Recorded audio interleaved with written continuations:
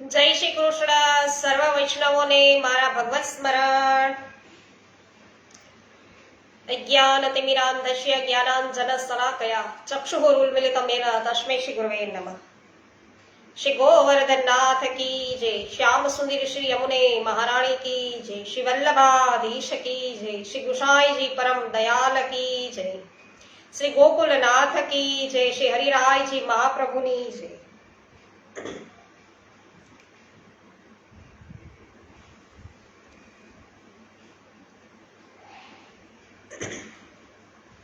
શ્રી ગર્ગ સંહિતા અધ્યાય 2 છે વૃંદાવન ખંડનો. ગોવર્ધનની ઉત્પત્તિ અને વ્રજમાં એમનું આગમન એના વિશે આજે આપણે જાણીશું. લલિતાબેન અકબરી આપનું સ્વાગત છે. જય શ્રી કૃષ્ણ લલિતાબેન સખી. વિશાલભાઈ ગણાત્રા જય શ્રી કૃષ્ણ સ્વાગત છે. રંજનબેન લુણાગરિયા જય શ્રી કૃષ્ણ સ્વાગત છે. સોનલબેન સતાશિયા સ્વાગત છે. જય શ્રી કૃષ્ણ.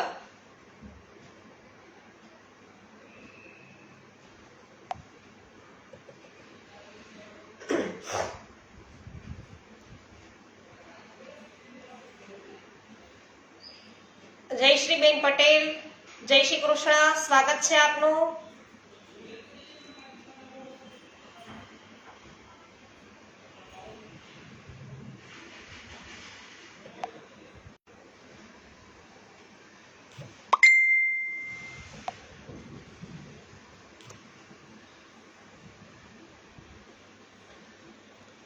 હા, દિનેશભાઈ કણસાગરા જય શ્રી કૃષ્ણ સ્વાગત છે આપનું. ગર્ગ સંહિતા સત્સંગની અંદર નારદજી અને રાજા વચ્ચે બહુલાશ્ચ રાજા વચ્ચે સંવાદ છે. એના દ્વારા વૈષ્ણવો આપણે મહિમાથી જાણી રહ્યા છીએ. તો આજે નંદ અને સનંદ સંવાદ છે એનેથી આપણે પરિચિત થવાના છીએ. લીનાબેન પટેલ જામજોધપુરથી ઉપસ્થિત છે. જય શ્રી કૃષ્ણ સ્વાગત છે. મનસુખભાઈ ગજેરા જય શ્રી કૃષ્ણ સ્વાગત છે. નંદજીએ પૂછ્યું કે હે મહાપ્રજ્ઞ સનંદજી, આપ સર્વજ્ઞ અને બહુશ્રુત છો. મેં આપના મુખેથી વ્રજમંડળના મહાત્મ્યનું વર્ણન સાંભળ્યું. આપણે ગઈકાલે વ્રજમંડળનું મહાત્મ્ય જાણ્યું, વૃંદાવનનું. તો ગોવર્ધન નામે પર્વત છે તેની ઉત્પત્તિ કઈ રીતે થઈ એ મને કહો. તો એ ગિરિશ્રેષ્ઠ ગોવર્ધનને લોકો ગિરિરાજ શા માટે કહે છે? આ સાક્ષાત યમુના નદી ક્યાં લોકમાંથી અહીં આવી છે તેનું મહાત્મ્ય પણ મને કહેવાની કૃપા કરો. તો વૈષ્ણવો આજે આપણા ભાગ્યનો ઉદય છે કે આજે આપણે શ્રી ગિરિરાજ, શ્રી ગોવર્ધન પ્રભુ અને શ્રી યમુનાજી વિશે આપને પૂર્ણતઃ માહિતી છે વૈષ્ણવો પ્રાપ્ત થશે. કેમ કે આપ જ્ઞાનીઓમાં શિરોમણી છો એવું નંદજીએ સનંદજીને કહ્યું. તે સનંદજી એવું કહે છે કે એક વખતની વાત છે, હસ્તિનાપુરમાં મહારાજ પાંડુએ ધર્મધારિયાઓમાં શ્રેષ્ઠ શ્રી ભીષ્મજીને આવો પ્રશ્ન કર્યો હતો. આવો જ પ્રશ્ન ભીષ્મજીને એમણે કર્યો હતો અને તેમના એ પ્રશ્નને અને ભીષ્મજી દ્વારા અપાયેલા જે ઉત્તર છે એને બીજા ઘણા લોકો પણ સાંભળી રહ્યા છે. તો બીજા ઘણા બધા લોકોએ પણ સાંભળ્યું હતું. તે વખતે ભીષ્મજીએ જે ઉત્તર આપ્યો હતો તે જ હું અત્યારે તમને કહું છું. સાક્ષાત પરિપૂર્ણતમ ભગવાન શ્રી કૃષ્ણ, જે અસંખ્ય બ્રહ્માંડોના અધિપતિ, ગોલોકના નાથ અને સર્વ કંઈ કરવાને સમર્થ છે, જ્યારે પૃથ્વીનો ભાર ઉતારવાને માટે સ્વયં આ પૃથ્વી પર પધારવા લાગ્યા ત્યારે એ જનાર્દન દેવે પોતાના પ્રાણવલ્લભ રાધાજીને કહ્યું કે હે પ્રિય, તું મારા વિયોગથી ભયભીત રહે છે, માટે ભીરુ તું પણ પૃથ્વી પર સાથે ચાલ. રાધાજીને પણ છે સાથે આવવાનું કહ્યું છે ધરતી પર. એટલે શ્રી રાધાજી બોલ્યા કે હે પ્રાણનાથ, જ્યાં વૃંદાવન નથી, જ્યાં યમુના નદી નથી અને જ્યાં ગોવર્ધન પર્વત નથી ત્યાં મારા મનને સુખ મળી શકશે નહીં. સનતજી કહે છે કે હે નંદરાજ, શ્રી રાધાજીની આ વાત સુણીને સ્વયં શ્રી હરિએ પોતાના ધામથી 84 કોષ વિસ્તૃત ભૂમિ, ગોવર્ધન પર્વત અને યમુના નદીને પૃથ્વી પર મોકલ્યા. તો તે સમયે 84 કોષ વિસ્તારવાળી ગોલોકની સર્વલોક વંદિતા ભૂમિ એ 24 વનો સહિત અહીં આવી. એ ગોલોકની ભૂમિ એટલે કે વ્રજભૂમિ છે વૈષ્ણવ. તો શ્રી રાધાજીનો એવો મનોરથ હતો, રાજાજીના સુખ અર્થે પ્રભુએ આ વ્રજમંડળ છે એમને અહીંયા ભૂતલ પર છે સ્થાપિત કરી. ગોવર્ધન પર્વતે ભારત વર્ષની પશ્ચિમ દિશામાં શાલ્મલી દ્વીપની ભીતર દ્રોણાચલની પત્નીના ગર્ભ થકી જન્મ લીધો. દ્રોણાચલ છે એમના પત્નીના ગર્ભ દ્વારા એમને જન્મ લીધો છે ગિરિરાજે ગોવર્ધન પર્વતે. અને એ અવસર પર દેવોએ ગોવર્ધન પર પુષ્પવૃષ્ટિ કરી અને હિમાલય અને સુમેરુ આદિ સર્વ પર્વતોએ ત્યાં આવીને પ્રણામ અને પરિક્રમા કરીને ગોવર્ધનનું વિધિપૂર્વક પૂજન કર્યું. પૂજન કર્યા પછી એ મહાન પર્વતોએ તેની સ્તુતિ કરવાનો પ્રારંભ કર્યો. ગોવર્ધન છે એમની સ્તુતિ કરવા લાગ્યા બધા પર્વતો. શું બોલ્યા કે જ્યાં દિવ્ય ગાયોનો સમુદાય નિવાસ કરે છે અને ગોપાલ અને ગોપ સુંદરીઓ શોભા પામે છે, તેવા સાક્ષાત પરિપૂર્ણતમ ભગવાન શ્રી કૃષ્ણચંદ્રના ગોલોક ધામમાં તું સુશોભિત થાય છે એમ ગોવર્ધનને કહે છે. તું જ ગોવર્ધને નામે વૃંદાવનમાં વિરાજે છે. અમે સર્વ પર્વતોમાં હાલમાં તો તું જ ગિરિરાજ છો. તું વૃંદાવનની ગોદમાં આનંદથી વૃંદાવનની અંદર નિવાસ કરે છે. ગોલોકના મુકુટમણિ છો અને પૂર્ણ બ્રહ્મ પરમાત્મા શ્રી કૃષ્ણના હાથોમાં કોઈક ખાસ પ્રસંગે છત્રના સમાન શોભા પામે છે. જ્યારે આ પ્રમાણે સ્તુતિ કરી અને બધા પર્વતો પોતપોતાના સ્થાને છે વૈષ્ણવો એક ચાલ્યા ગયા.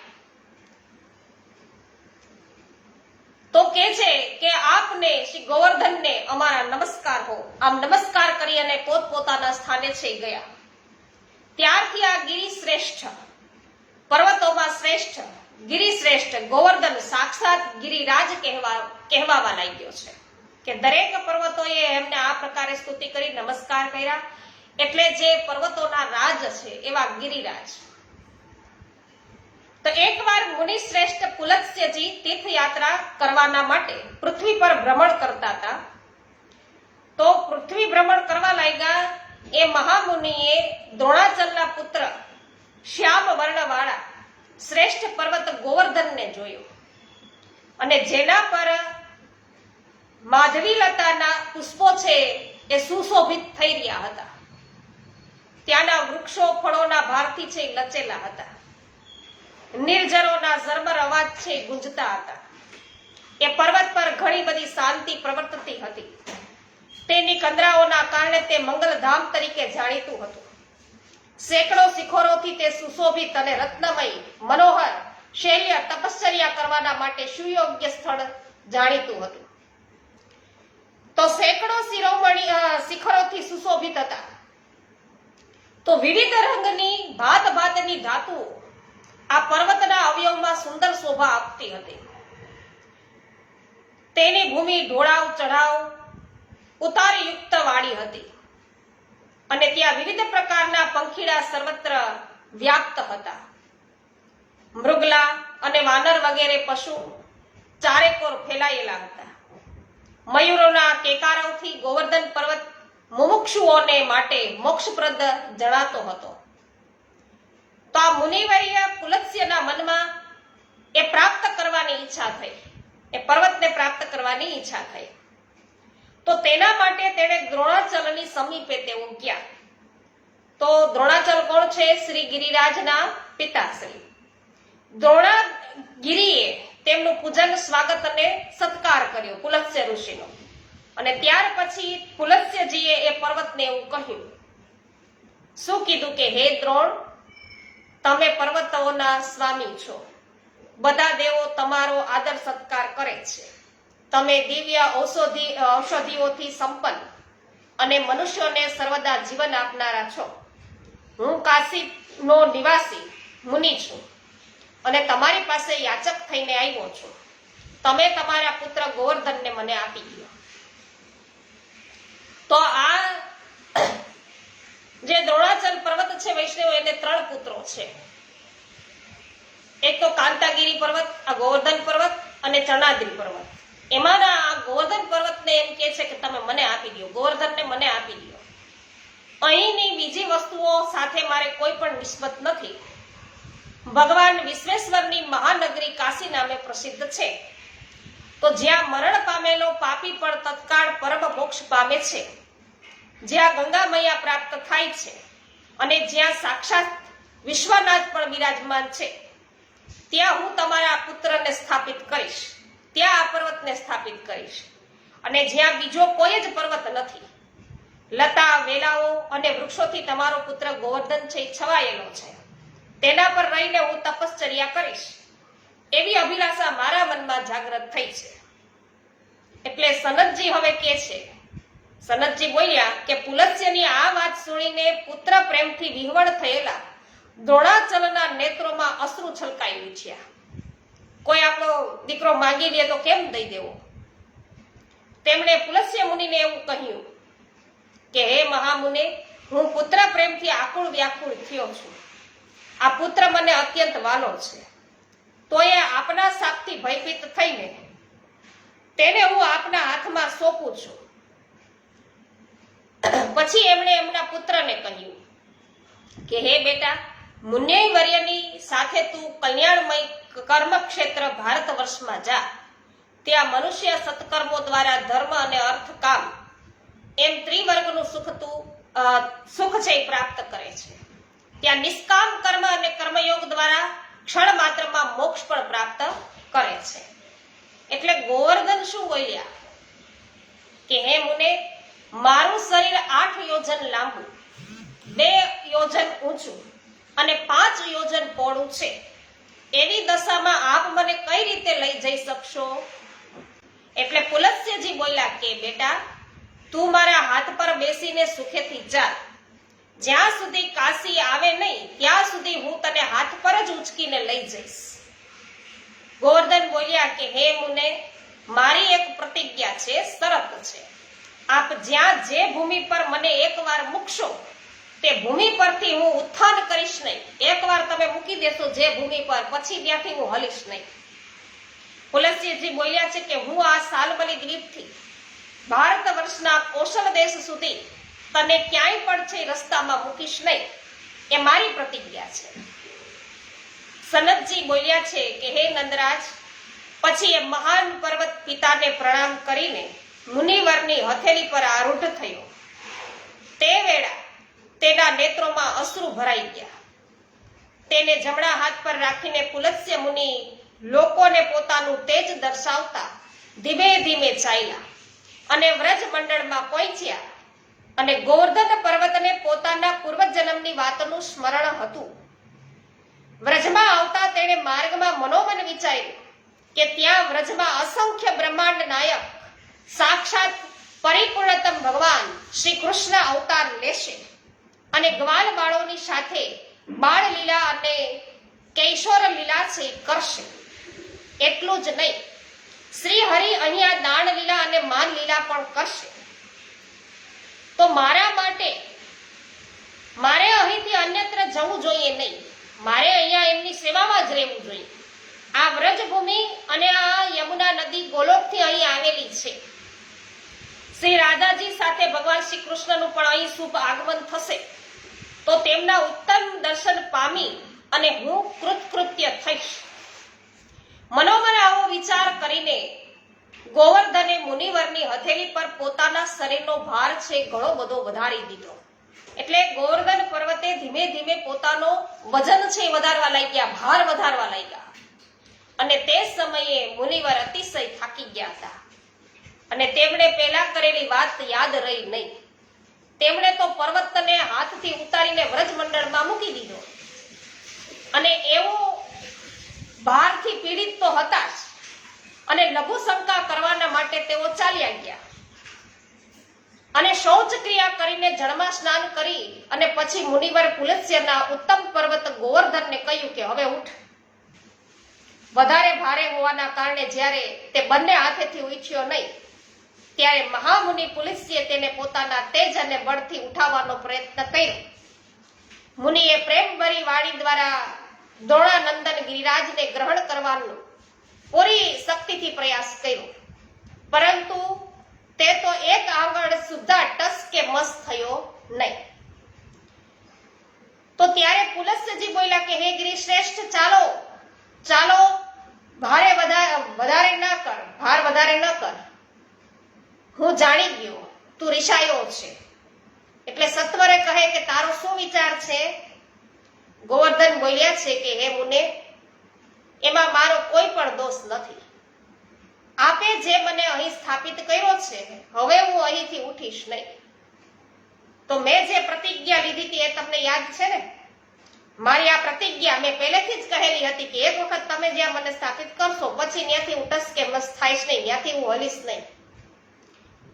તો સનતજી કહે છે કે આવો ઉત્તર સાંભળીને મુનિશ્રેષ્ઠ પુલસ્ત્યજીની સર્વ ઇન્દ્રિયો ક્રોધથી ચંચળ થઈ ઉઠી. તેમના હોઠ છે ફફડવા લાગ્યા. પોતાનો સારો ઉદ્યમ, બધો જે કઈ ઉદ્યમ અત્યાર સુધી કર્યો એ વ્યર્થ થવાના કારણે તેમણે દ્રોણ પુત્રને શાપ આપ્યો. ગિરિરાજ બાબાને શાપ આપ્યો. શું આપ્યો?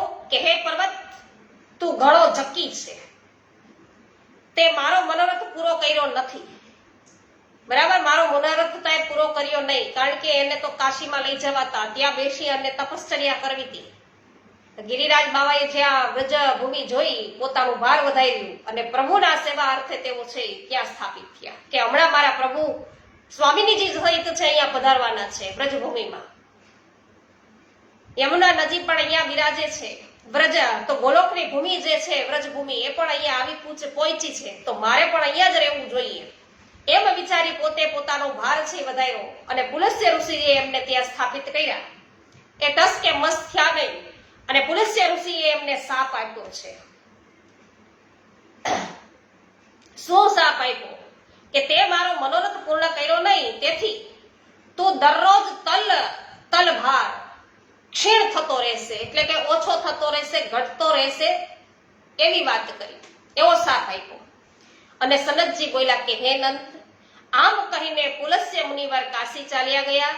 બસ તે દિવસથી આ ગોવર્ધન પર્વત હરરોજ તલ પૂરો ક્ષીણ થતો રહે છે. તો જ્યાં સુધી ભાગીરથી એવી ગંગા અને ગોવર્ધન પર્વત આ પૃથ્વી પર વિરાજમાન છે, વિદ્યમાન છે, ત્યાં સુધી કળીનો પ્રભાવ કદાપી વધશે નહીં. તો ગિરિરાજ બાબા જ્યાં સુધી વૈષ્ણવો બિરાજે છે ત્યાં સુધી કળીનો પ્રભાવ છે એ વધી શકશે નહીં. ગોવર્ધનનું આ પ્રકટ ચરિત્ર પરમ પવિત્ર અને મનુષ્યોના મોટા મોટા પાપોનો નાશ કરનારું છે. તો મેં તારી સમક્ષ આ પ્રસંગ કહ્યો છે જે પૃથ્વી મંડળમાં રુચિપ્રદ અને અદ્ભુત છે, તે ઉત્તમ મોક્ષ આપનાર છે, તેમાં આશ્ચર્યની વાત નથી. આ પ્રમાણે શ્રી ગર્ગ સંહિતામાં વૃંદાવન ખંડના નંદ સનંદ સંવાદમાં શ્રી ગિરિરાજજીની ઉત્પત્તિનું વર્ણન નામનો બીજો અધ્યાય છે એ પૂરો થયો. શ્રી ગોવર્ધનનાથ કી જય. મનીષાબેન માકડિયા સ્વાગત છે. કુંદનબેન પરમાર સ્વાગત છે. ઉકાભાઈ ભેસાનિયા સ્વાગત છે. રંજનબેન જય હો. મનીષાબેન ગદેથરિયા સ્વાગત છે. પરેશભાઈ વઘાસિયા સ્વાગત કરું છું. નૂતનબેન જાવિયાનું સ્વાગત છે. સવિતાબેન ગોધાણી, ભાનુબેન સોની, વિઠ્ઠલભાઈ ગોધાણી, સર્વ વૈષ્ણવજનોનું સ્વાગત છે. પરેશભાઈ ગજેરા, કોરાટ મગનભાઈ, રમેશભાઈ પટેલ, પારસભાઈ ભુવા, મુકેશભાઈ અઘેરા, જયંતિભાઈ ઊંધાત, માધુરીબેન મિશ્રી, સર્વ વૈષ્ણવજનોનું સ્વાગત છે. જય હો. દીપકભાઈ, રાજશ્રીબેન શાહ, મનીષાબેન અઘેરા, પાવતીબેન ઠુમર, અર્જનભાઈ કડછા, એમાબેન ગુજરાતી, ભાવનાબેન ભાલોડિયા, જસવંતીબેન ચાંગાની, નિષ્ઠાબેન ચાંગાની, દિનેશભાઈ મગુડિયા, જયાબેન ઘોડાસરા, શાંતિભાઈ ઘોડાસરા, શિલ્પાબેન લુણાગરિયા, જગદીશભાઈ લુણાગરિયા, રજનીકભાઈ ચીખલિયા,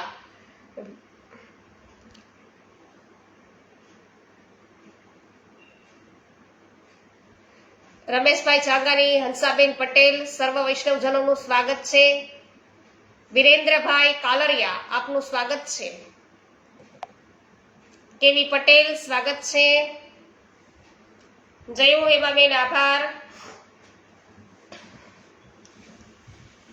તો વૃંદાવનના ખંડના અધ્યાય 3 માં પ્રવેશ કરીએ. ગોલોકથી ગંગાનું અવતરણ અને ગોલોકમાં પુનઃ પ્રવેશ એ જોઈએ. સનતજી બોલ્યા છે કે હે નંદરાજ, ગોલોકમાં શ્રી હરિએ જ્યારે શ્રી યમુનાજીએ પૃથ્વી પર જવાની આજ્ઞા આપી, યમુનાજીને પૃથ્વી પર જવાની આજ્ઞા આપી અને સરિતાઓમાં શ્રેષ્ઠ શ્રી યમુનાજી જ્યારે ભગવાન શ્રી કૃષ્ણની પરિક્રમા કરીને જવાને તૈયાર થઈ, એટલે ગોલોકધામથી વૈષ્ણવો યમુનાજી છે એ પ્રભુની પરિક્રમા કરી અને પૃથ્વી પર છે આવવા માટે તૈયાર થયા. તે વખતે વિરજા અને બ્રહ્મદ્રવથી ઉત્પન્ન સાક્ષાત ગંગાજી એ બંને નદીઓ આવીને યમુનાજીમાં ભળી ગઈ અને તેથી પરિપૂર્ણતમાં કૃષ્ણ શ્રી યમુનાજીને પરિપૂર્ણતમ શ્રી કૃષ્ણના પટરાણીના રૂપમાં લોકો જાણે છે.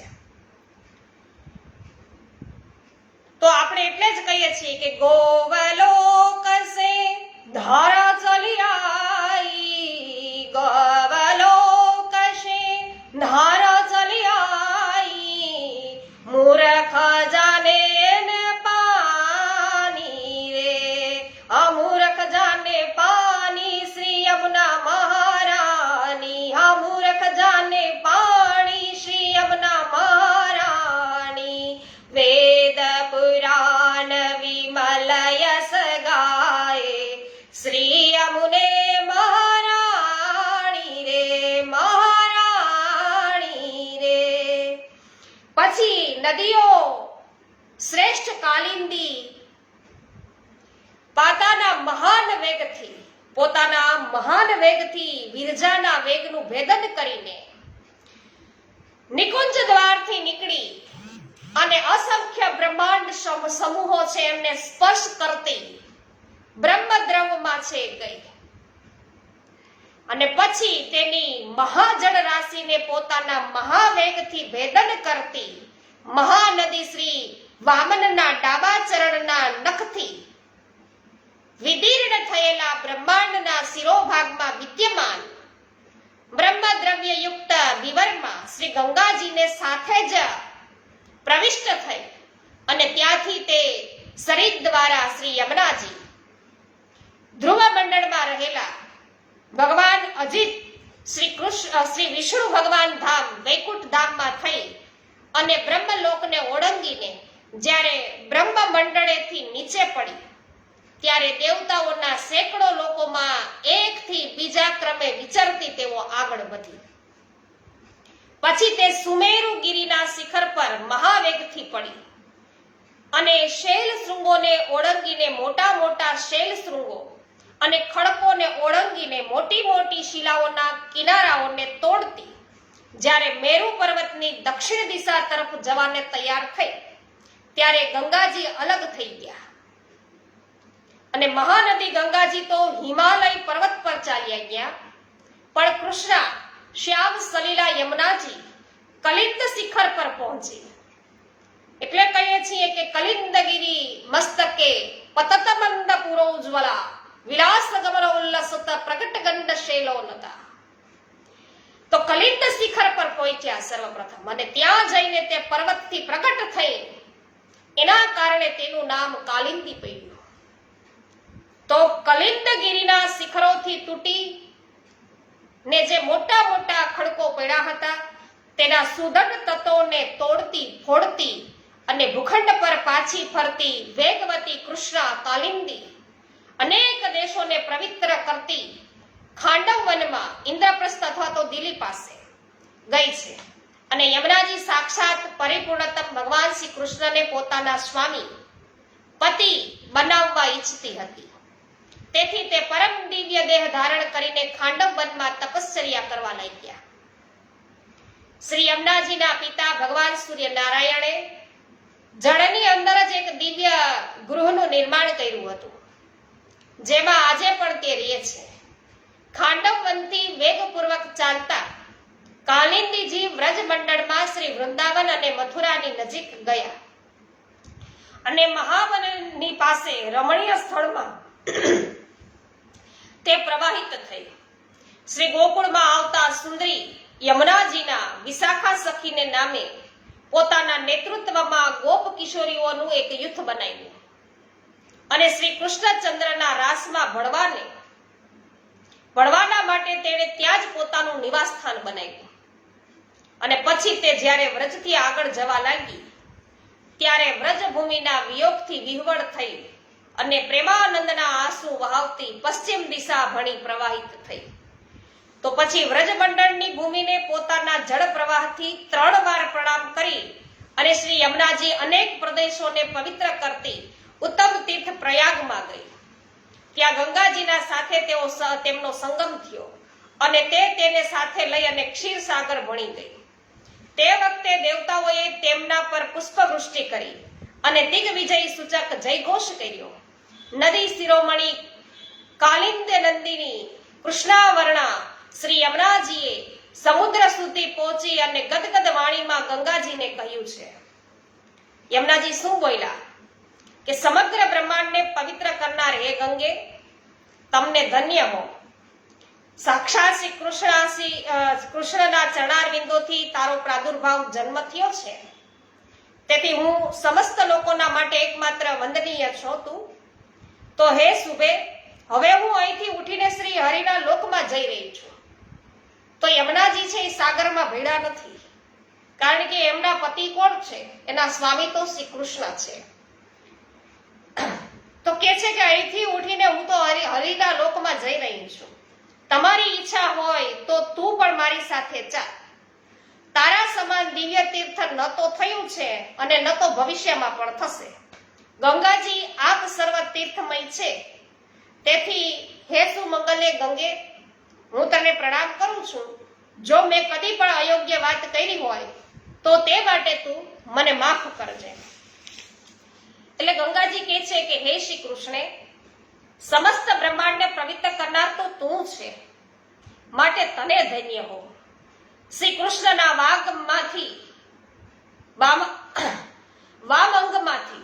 શ્રી કૃષ્ણના વામ અંગમાંથી તારો જન્મ થયો છે. તો શ્રી યમુનાજીનો જન્મ શ્રી કૃષ્ણના વામ અંગમાંથી થયો છે, વામ અંગમાંથી. અને તું પરમાનંદ સ્વરૂપિણી છે, સાક્ષાત પરિપૂર્ણતયા છે. સમગ્ર લોકોના દ્વારા તું એકમાત્ર વંદનીય છે. પરિપૂર્ણતમ પરમાત્મા શ્રી કૃષ્ણ ભગવાનની પણ પટરાણી છે. માટે હે કૃષ્ણે, તું સર્વ પ્રકારે ઉત્કૃષ્ટ છે. તને કૃષ્ણને હું પ્રણામ કરું છું. આમ ગંગાજી યમુનાજીને કીધું. કે છે કે તું બધા તીર્થો અને દેવોના માટે પણ દુર્લભ છે. ગોલોકમાં પણ તારા દર્શન છે એ દુષ્કર છે. હું તો ભગવાન શ્રી કૃષ્ણની જ આજ્ઞાથી મંગલમય પાતાળ લોકમાં જઈશ. જો કે તારા વિયોગના ભયથી હું ઘણી જ વ્યાકુળ છું, કારણ કે ત્યાંથી બંને અલગ પડ્યા પાછા. તો પણ આ સમયે તારી સાથે ચાલવાને હું અસમર્થ છું. વ્રજના રાસ મંડળમાં હું પણ તારા યુથમાં ભળી જઈને રહીશ. હે હરિપ્રિય, મેં પણ જો કઈ અપ્રિય વાત કહી હોય તો તેના માટે મને ક્ષમા કરજો. એટલે સનંદજી બોલ્યા કે આ પ્રકારે એકબીજાને પ્રણામ કરીને બંને નદીઓ તરત જ પોતપોતાના ગંતવ્ય પથ પર ચાલી ગઈ. સુરધુની ગંગાજી અનેક લોકોને પવિત્ર કરતી પાતાળમાં ચાલી ગઈ અને ત્યાંથી ભોગવતી વનમાં જઈ અને ભોગવતી ગંગાને નામે પ્રસિદ્ધ થઈ. અને તેના જળથી ભગવાન શંકર અને શેષનાગ પોતપોતાના મસ્તક છે એના પર એ ધારણ કરે છે. હવે બીજી બાજુ કૃષ્ણ યમુનાજી પોતાના વેગથી સપ્તસાગર મંડળનું ભેદન કરતી સાતેય દીપોના ભૂભાગ પર વહેતી હતી. વહેતી અને પોતાના પ્રખર વેગથી તે આગળ વધી સુવર્ણમયી ભૂમિ પર પહોંચીને તે લોકાલોક પર્વત પર ગઈ અને તેના શિખરો તથા ગંડશૈલો ના તટનું ભેદન કરી અને કાલિંદી ફુવારા જેવી ધારાની સાથે ઉછળીને લોકાલોક પર્વતના શિખર પર ગઈ, ત્યાંથી ઉર્ધ્વગમન કરી અને સ્વર્ગવાસીઓના સ્વર્ગલોક સુધી ગઈ, પછી બ્રહ્મલોક સુધી સમસ્ત લોકોને ઓળંગીને શ્રી હરિના પદ ચિહ્નોથી લાંછિત શ્રી બ્રહ્મદ્રવ્યથી યુક્ત બ્રહ્માંડોની આગળ વધતી ગઈ અને તે સમયે સર્વદેવો પ્રણામ કરતા તેના દ્વાર પર પુષ્પવૃષ્ટિ કરતા હતા. આ પ્રમાણે સરિતાઓમાં શ્રેષ્ઠ શ્રી યમુનાજી પુનઃ શ્રી કૃષ્ણના ગોલોક ધામમાં આરૂઢ થઈ ગઈ. કાલિંદગીરી નંદિની યમુનાજીના મંગલમય નૂતન ચરિત્રોનું જે પૃથ્વી પર શ્રવણ યા પઠન કરવામાં આવે તો તે ઉત્તમ મંગલનો વિસ્તાર કરે છે. જો કોઈ પણ મનુષ્ય આ પવિત્ર ચરિત્રને મનમાં ધારણ કરે અને પ્રતિદિન પઠન કરે તો તે ભગવાનની નિકુંજ લીલા દ્વારા વર્ણન કરેલા તેના પરમ પદ ગોલોકધામમાં પહોંચી જાય છે. તો આ પ્રમાણે ગર્ગ સંહિતામાં વૃંદાવન ખંડના નંદ સનંદ સંવાદમાં કાલિંદીના આગમનનું જે વર્ણન છે એ નામનો 3જો અધ્યાય છે પૂરો થયો. તો આજે પૂર્ણતઃ માહિતી બધાને પ્રાપ્ત થઈ ગઈ કે યમુનાજી અને ગંગાજી કઈ રીતે અહીંયા ભૂતલ પર પધાર્યા અને પછી ભૂતલ પરથી તેઓ કઈ રીતે ફરી પાછા છે ઉર્ધ્વગમન કર્યા છે, એ પણ માહિતી આજે બધાને સવિસ્તાર પ્રાપ્ત થઈ. અધ્યાય 4 શ્રી બળરામ શ્રી કૃષ્ણ વત્સાસુરનો ઉદ્ધાર એ આપણે આવતીકાલે જોઈશું. હંસાબેન પટેલ સ્વાગત છે, દિનેશભાઈ રાજાની સ્વાગત છે, હેમાબેન ગુજરાતી જય હો, બીનાબેન અભાણી સ્વાગત છે, હેમાબેન ગુજરાતી આભાર, નૂતનબેન જાવ્યા, મનીષભાઈ શાહ સ્વાગત છે, જયશ્રીબેન થાનકી સ્વાગત છે આપનું, જિંકલબેન પટેલ આપનું પણ સ્વાગત છે.